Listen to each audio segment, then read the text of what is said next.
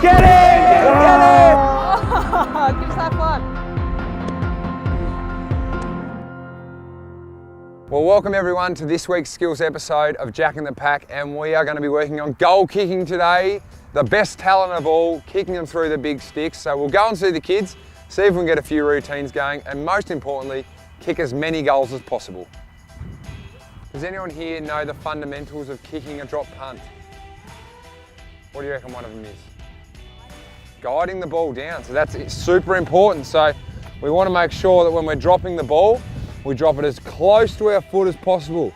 If I drop it from up here and it's a windy day, what's going to happen? It's going to blow away, isn't it?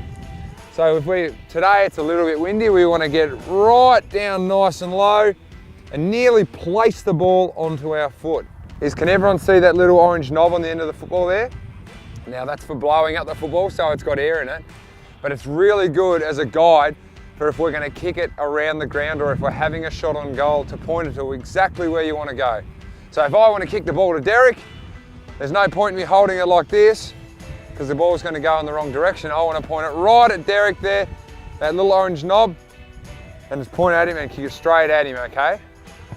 Do we like to hold the ball like this for the drop punt? What do you reckon, a bit more pointy?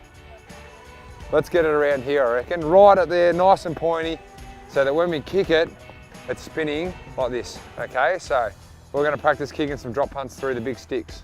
Drop it low, okay? Keep it nice and pointy. Let's see if you can put it through the big ones there. Nice kick, perfect. Here we are, nice and pointy.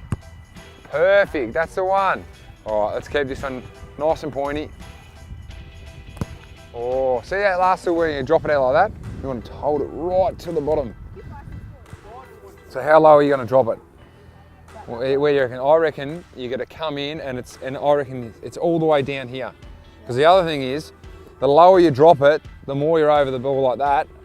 If you lean back like this and you drop it up here, you're going to miss it and it's going to go left, right and centre, okay? So don't kick it this time, but I don't want you to hold it right at the last point before you're going to let it go. So it's here, there.